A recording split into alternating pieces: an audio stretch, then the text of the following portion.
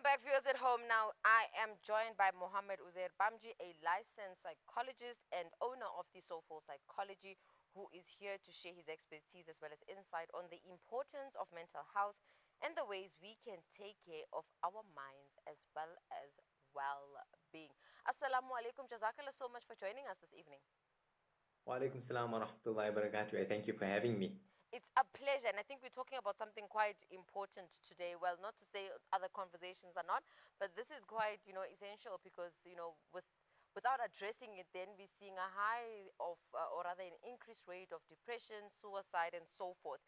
And with that being said, I'd like for you to just take us through how you would describe the current state of mental health awareness in our societies. So, we've come a long way. People are talking about mental health more openly than ever, but awareness doesn't always translate into understanding. So we still face stigma, cultural silence, and limited access to quality care. That's a fact and it's reality. So while the conversation has started, I think the work of normalizing, educating, and even resourcing still needs momentum.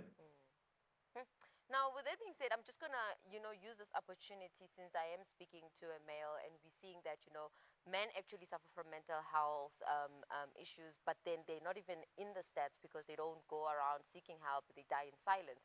Why do you think is a leading factor to this ideal of not, going forward and seeking the help, or just having those necessary conversation within the social setting? So the first thing is about stigma, as I mentioned earlier on, that and cultural silence as well. So men in society, it's like if I have to be speaking about my mental health struggles, I'm going to be perceived as weak. And if I have to say I have depression or anxiety, it's going to be even a bigger issue. So we also have to understand that sometimes the signs and symptoms that men face are not necessarily any different to others. However, one of the biggest factors is that they don't have that support network. They don't have that base to actually express themselves effectively. So, and it's just misconceived that depression and anxiety are the main symptoms of mental health. And no, they're not. It can show up in so many different ways. Sometimes chronic fatigue, irritability, sudden anger, specifically for men, the anger comes out extremely. So it's one of the biggest signs that they're going through something. Forgetfulness, poor decision making, difficulty with concentration at work, and just pushing on, difficulty sleeping, headaches. Even sometimes it manifests in mental health, in physical health issues such as your digestive issues, IBS, and so forth. So basically, that's what it is specifically, and men don't have that base to actually gravitate towards. Now, with that being said, I liked how you touched on some of the signs and symptoms. As you're saying, it's not always anxiety, it's not always depression. What would you say are some of the signs and symptoms that we as a society we should start looking into and really looking out for in terms of seeing that, okay, this person is struggling, how do we then assist them? What would you say are some of those signs and symptoms, and how do we then go about becoming that support system or helping that person navigate through that challenge? So I think when it comes to the signs and symptoms, the first or the biggest thing that we should look at is that our sleep patterns. And if our sleep is impaired, automatically our biological clock tells our body something is not right. And if we don't have enough of sleep, our functioning throughout the day is impaired, and the cycle will continue to persist. However, I also think we need to look at beyond just, mental health is something you can't see. If someone's just got depression like a headache, you can't test if there's a headache or not. So I think we need to be cognizant of our daily changes that we are making and how are we functioning normally as compared to how we used to function before. Let's look at our levels of fatigue, our energy levels, as I said earlier on, our irritability, our eating patterns as well. We need to look at our interest in doing activities. So while these may not be, these are symptoms of depression, they may not be entirely depression. It may be something more than that. So we also have to look at sometimes persistent illnesses, getting sick continuously, and not also finding the cause of why a person is sick. And I think how we can help people is like, talk to someone, talk to a trusted friend, a religious leader that is open to mental health, an elder, a professional. Look, am I overworking? Am I isolating myself? we need to do those type of things. But most importantly, I also don't think we should be self-diagnosing based on everything that we have on social media. Get a proper assessment done, because support would generally start with a conversation.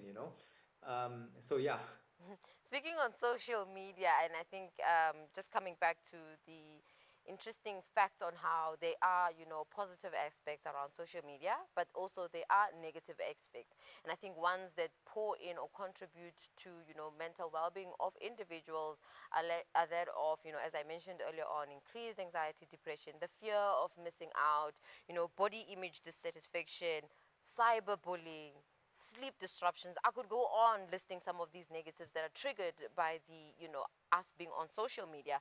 With that being said, how can we then use this platform in ways that are beneficial to our mental well-being while also avoiding these negatives? The first thing when you're talking about social media, I think about, I often have people expressing to me, before I sleep, that's how I'm falling asleep. I'm just scrolling and scrolling. But nonetheless, social media is like food. Some feeds nourish you, and obviously some would deplete you. So, this is what I tell people: we need to audit our feeds regularly. We often, that with our algorithms, you like one thing and a whole thing just starts coming up. But we need to understand that we need to unfollow anything that leaves us feeling insecure, that leaves us feeling agitated, or even that not good enough. We also have to set boundaries. So no scrolling first thing in the morning or right before bed, because that sometimes the dopamine rush at that particular time is not effective enough for us. It's not what we need. So we should use our app timers. We have digital wellness and so forth. So let's make use of those. And then we also have to choose platforms that add value, whether it's creative, spiritual, or even educational. Let's choose something that adds value to us overall.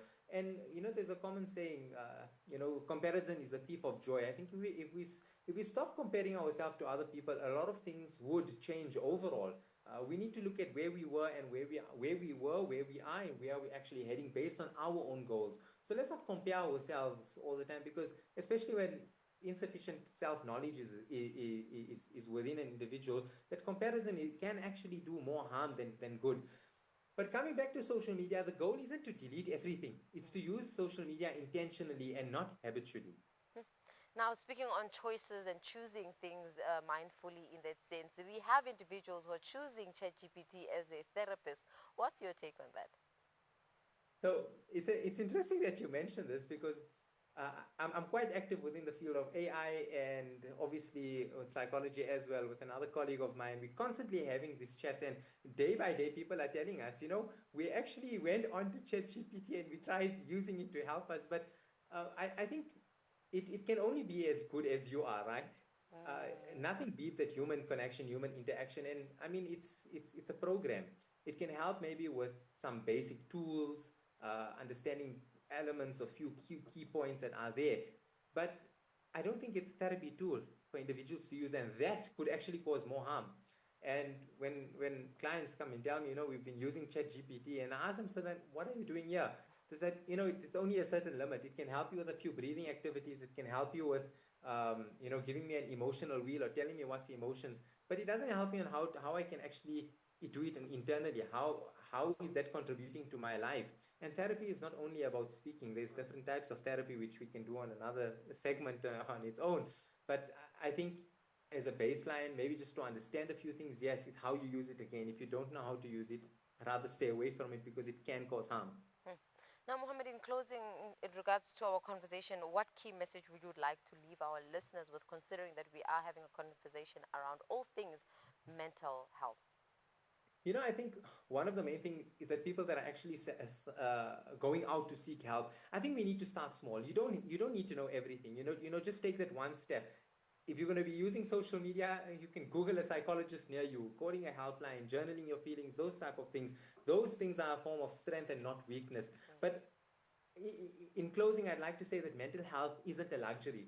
Contrary to what we've been taught in the past, it's not a luxury, it's a human need. And when we prioritize our mental health, it's just as vital as caring for our bodies. Whether we're thriving, whether we're just surviving, check in with yourself, check in with each other, check in with our loved ones, and just as a reminder, it's okay to speak about mental health this month and every other month. So we need to create a culture where it's okay not to be okay, and even more okay to take that step and seek help. Mohammed, Jazakallah so much for joining us tonight and really giving us insight on all things regarding mental health and touching base on us entrenching ourselves within AI with regards to our feelings, our mental health, and so forth. But Jazakallah so much for joining us. I mean, thanks for shedding light on this.